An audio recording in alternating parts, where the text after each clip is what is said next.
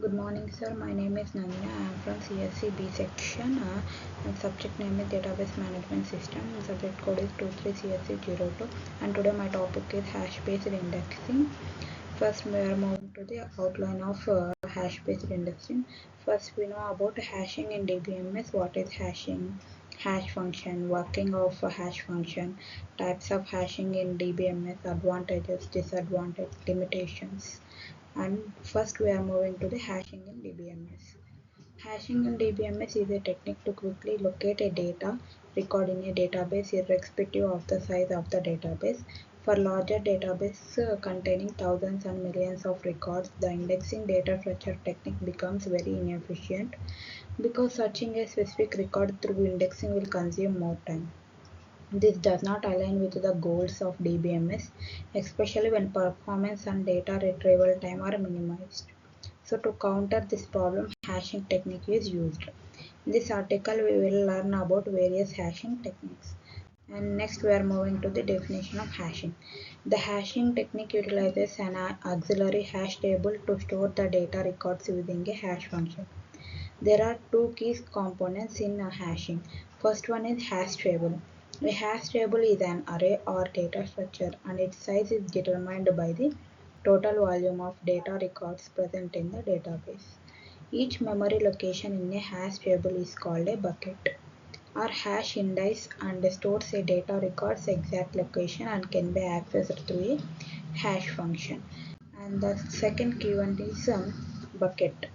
A bucket is a memory location or index in the hash table that stores the data record. These buckets generally store a disk block which further stores multiple records. It is also known as hash index. And next one is hash function.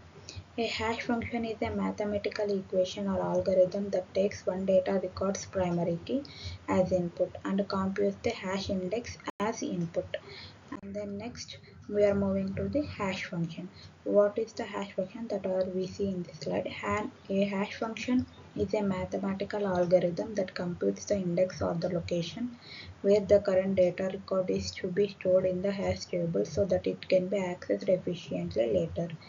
This hash function is the most crucial component that determines the speed of fetching data and working of hash function.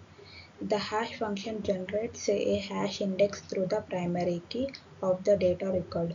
Now there are two possibilities to for the primary key of the data record to access the hash index.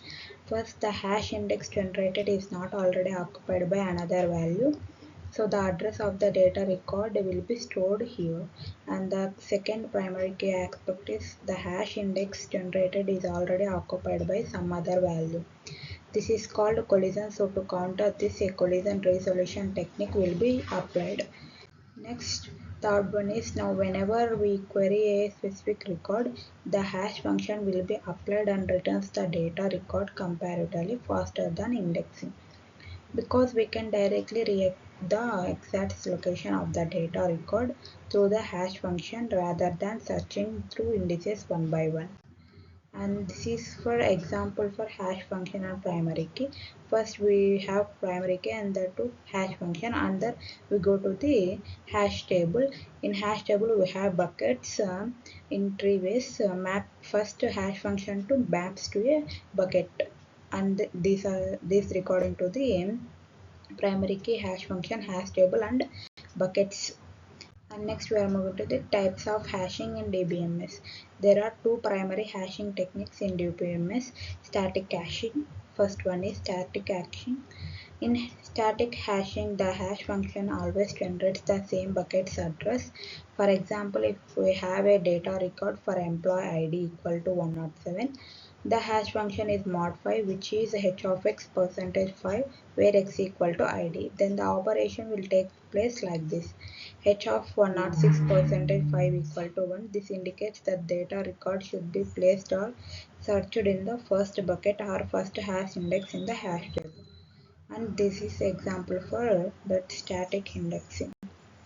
And next, the primary key is used as the input to the hash function, and the hash function generates output as the hash index bucket's address, which contains the address of the actual data record on the disk block. And then next type of hashing is dynamic hashing. Dynamic hashing is also known as extendable hashing, used to handle database that frequently changes datasets. This method offers us a way to add and remove data buckets and demand dynamically. This way, as the number of data records varies, the buckets will also grow and shrink in size periodically whenever a change is made. The advantages of hashing is fast access. For hash-based indexing provides average constant time complexity, big often, big often, big often. For insertions, deletions, and lookups, making it ideal for large datasets. Next advantage is efficient memory usage. Hash tables can be designed to use minimal memory, as they only need to store records at specific locations rather than storing records sequentially. And then disadvantages of hashing. Lack of range queries. Hashing is not suitable for ordered data and fetching a bulk amount of data in a given range, because a data stored in buckets is not in an ordered format. And hash function will have to be executed a number of items to fetch a long list of data, generating an overhead. And second disadvantage of hash-based indexing is a sensitivity to the hash function. The hash function that returns by the programmer must be developed by keeping in mind certain factors to ensure better performance. If it fails, every operation will consume more time to be executed. And limitations of hash-based indexing. And first one is collisions. When multiple keys map to the same hash code, a collision occurs. Managing collisions using techniques like chaining or open addressing adds some complexity. Hash function choice. A poorly designed hash function can lead to many collisions, reducing performance. And next one is not suitable for range queries. Hash-based indexing is not efficient for range-based queries. Example, finding records between certain values, since it directly maps keys to position without maintaining any order. Thank you, sir.